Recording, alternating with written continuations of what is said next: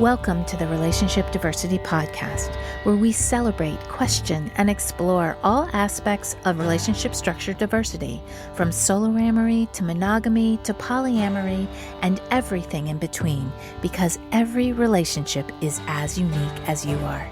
We'll bust through societal programming to break open and dissect everything we thought we knew about relationships, to ask the challenging but transformational questions: who am I, and what do I really want in my relationships?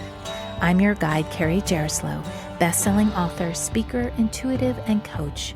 Join me as we reimagine all that our most intimate relationships can become.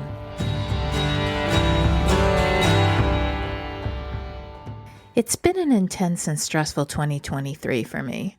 I've gone through some major life moments, the kinds of moments that are monumental, transformational, challenging, scary, and unknown, along with the normal everyday stressors, adding a rite of passage experience into an already stressful life turned everything upside down and has disrupted many of the ways I look at life.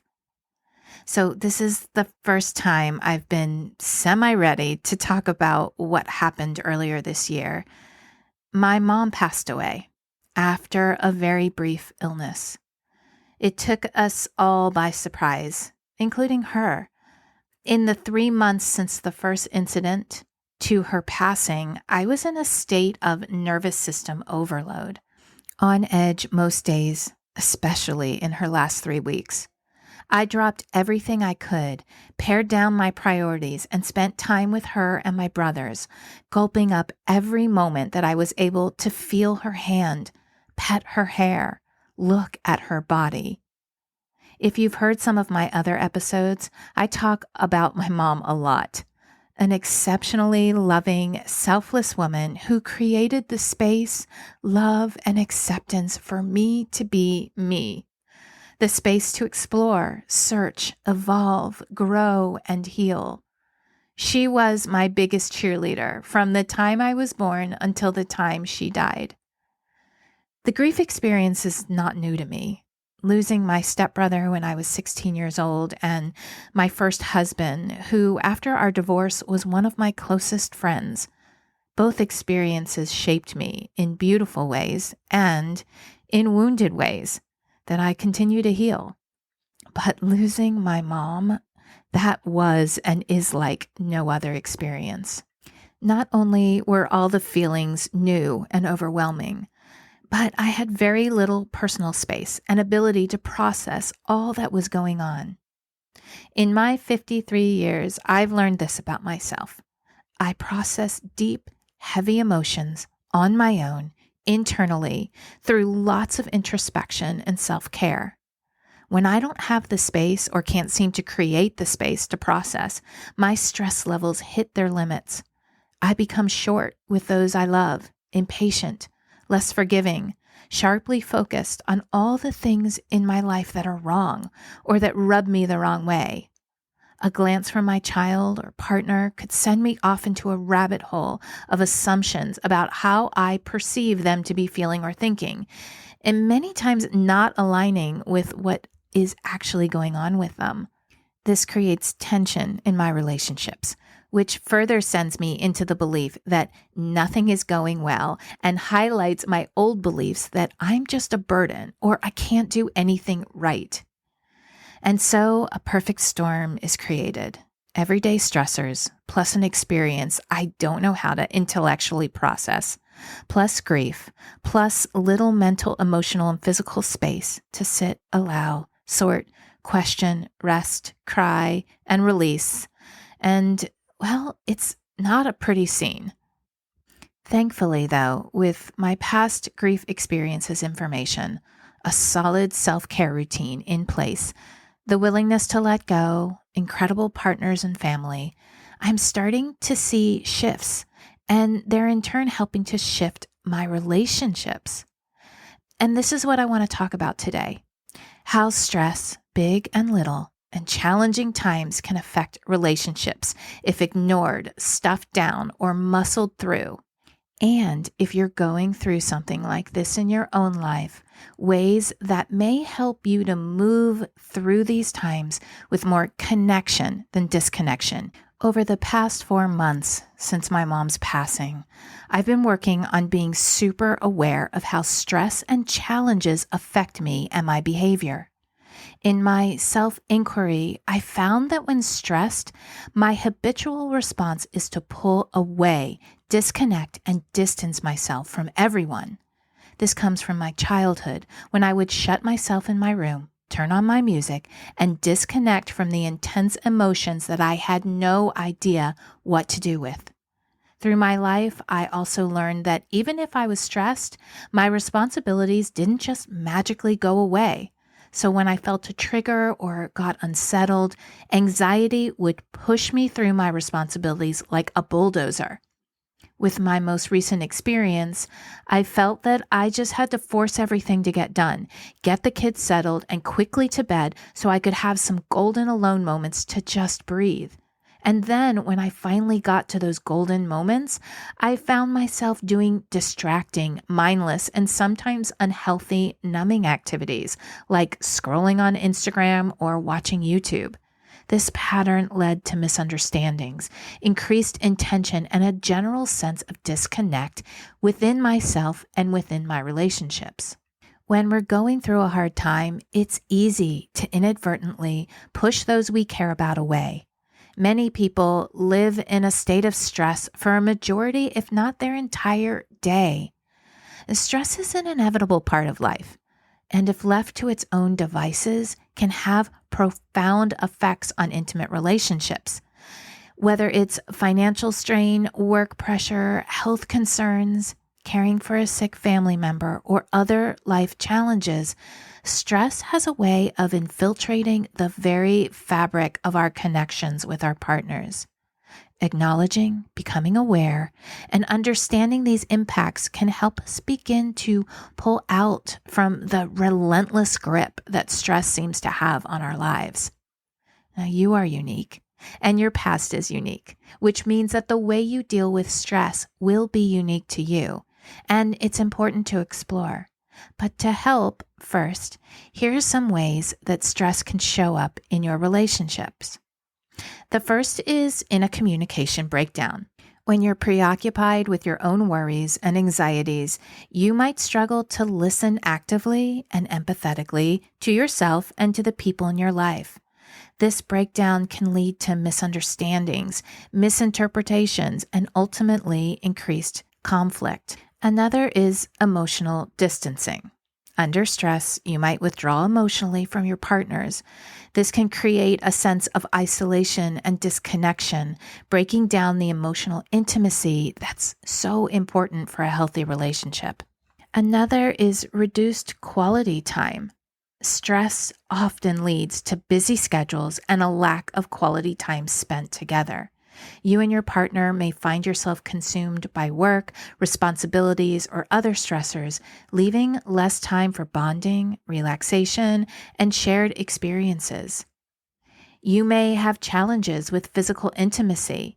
Stress definitely affects physical intimacy, leading to decreased desire and sexual satisfaction.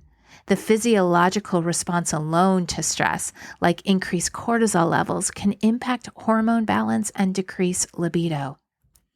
Conflicts and arguments are more frequent. High levels of stress can intensify existing conflicts and trigger new ones. The heightened emotional state that stress induces might make you more reactive and less patient. It does for me, leading to more arguments and disagreements. Negative coping mechanisms. When stressed, do you turn to unhealthy coping mechanisms such as overeating, substance abuse, or emotional withdrawal? Or, like in my case, mindlessly numbing out with activities that don't make me feel good? And I just want to say here that I do believe that there's a place for some numbing out. And it's important to be aware when those activities get out of balance, creating additional stressors and keeping you from processing your experience, your stress, and your challenges. Another way stress can affect your relationships is that it can affect the ability to make joint decisions and share responsibilities effectively. You may become overwhelmed by your own worries, making it challenging to collaborate on important choices. For couples with children, stress can affect parenting dynamics. The challenges of juggling parental responsibilities and personal stressors can lead to strained interactions and difficulties in co-parenting effectively. And finally, a cycle of negativity. If you let your stress take over your life without conscious attention to processing it on your own or with help from a mental health professional, you can create a cycle of negativity that feels more insurmountable as time passes. As stressors accumulate and these negative patterns persist, it can become increasingly difficult to break free from the cycle and rebuild the relationship. So now, ask yourself, what is your go-to behavior when you feel super stressed? Do you pull away, lash out, deflect, ignore, numb yourself with unhealthy habits, or something totally different? Get honest with yourself. And I encourage you to do this without judgment and with compassion and care. I often tell myself that I'm doing the best I can, acknowledging that my behavior is really just trying to keep me safe, acknowledging and honoring myself for my past while questioning it lovingly and choosing to want to shift it to something more healthy. Despite these potential challenges, it's important to note that stress doesn't have to spell doom for intimate relationships. In fact, recognizing and acknowledging your own habitual coping mechanisms and investigating how stress is impacting your relationships is a significant step towards healing and creating a different, healthy experience. The work starts with you and taking a deep breath and mustering up all the courage you can to do this work is really important. For some guidance, I wanted to share some of the things that really helped me begin to move through the overwhelming grief and stress into more connection with myself first and then into my relationships. First, I acknowledged my grief. I acknowledged that there was going to be a process. I acknowledged that this was a new experience for me, and I allowed myself to sit in the unknown of how I would move through the emotion. I'm still doing this. I showed myself compassion, acknowledging that it's okay to have difficult times, that my emotions were valid, understandable, and okay.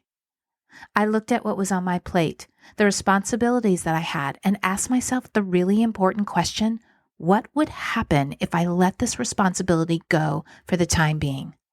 I looked at what my overall vision and goals were and allowed myself the space to trust that if I pulled back to give myself healing and processing time, that they wouldn't disappear. I also allowed the space for me to let them transform into new visions and goals. After looking at both my responsibilities and my vision, I came up with a very dialed down list of my absolute priorities. For me, this was my relationships, my children, this podcast, some other basic responsibilities with my other business, and that's it. This released so much pressure from my everyday life, which created more space for me to be quiet and reflect. I doubled down on my self-care. I spent more time on my yoga mat, more time in meditation, and many times in what I call sleep meditation, where I put on a meditation and fall asleep. And I allowed myself time to stay in bed and rest. When new opportunities or requests came my way, I ran it through the filter of, does this bring me pleasure and joy?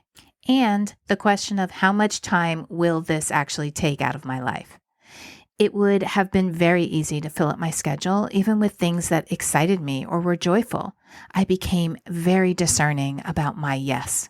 I identified and acknowledged my coping mechanisms, my go-to behaviors with stress. For me, mostly disconnection. And this is important, I chose differently. Not all the time, but when I did, it always helped me. And as I practice this experience of choosing connection and communication over disconnection and distancing, I found that I wanted to do it more, and it got easier. Part of this involves communicating what's going on with me, actually saying that I'm having a hard day instead of withholding and confusing my loved ones with my distant energy. Many times it had nothing to do with them and everything to do with me, but they wouldn't know that unless I told them.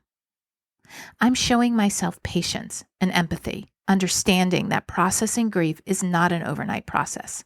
I give myself the space to just be where I'm at, show myself love and compassion and acceptance for where I am, and not forcing myself to be anywhere other than in this moment with the emotions I'm feeling. I'm embracing gratitude for the moments that I feel good. They may be fleeting, but when I feel good and grateful, I want to sit in those moments as well. And finally, I'm reaching out to my support system when I need it. I am incredibly grateful to have an amazing husband, a loving partner, 3 awesome brothers, 2 caring children, countless friends, and even acquaintances who have offered their ear to listen and shoulder to cry on. If you don't have someone like that in your life, reaching out to a mental health professional can be so helpful. Just expressing yourself and having someone tell you that it's okay to feel your feelings can make a world of difference. Through all those steps, I found that my relationships are getting more connective, more loving, more fulfilling, more nourishing, and more heart-opening than ever. Life's challenges do not define us. Rather, it's our response to them that shapes our relationships and our path towards healing. And that healing helps us to evolve and step into more of our authentic selves. Stay curious. Thanks so much for listening to the Relationship Diversity Podcast. Want to learn more about relationship diversity? I've got a free guide I'd love to send you. Go to www.relationshipdiversitypodcast.com to get yours sent right to you. If you liked what you heard, please subscribe to the podcast. You being here and participating in the conversation about relationship diversity is what helps us create a space of inclusivity and acceptance together. The more comfortable and normal it is to acknowledge the vast and varied relating we all do, the faster we'll shift to a paradigm of conscious, intentional, and diverse relationships. New episodes are released every Thursday. Stay connected with me through my website, carriejaroslow.com, Instagram, or TikTok. Stay curious. Every relationship is as unique as you are.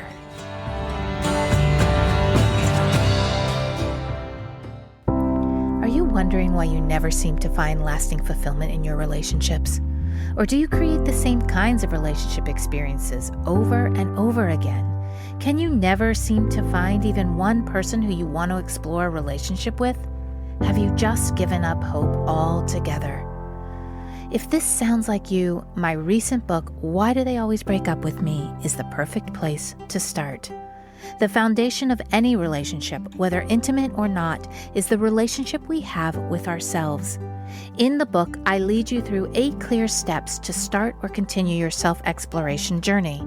You'll learn about the importance of self-acceptance, gratitude, belief shifting, and forgiveness, and given exercises to experience these life-changing concepts. This is the process I use to shift my relationships from continual heartbreak to what they are now, fulfilling, soul-nourishing, compassionate, and loving. It is possible for you. This book can set you on a path to get there. Currently available through Amazon or through the link in the show notes.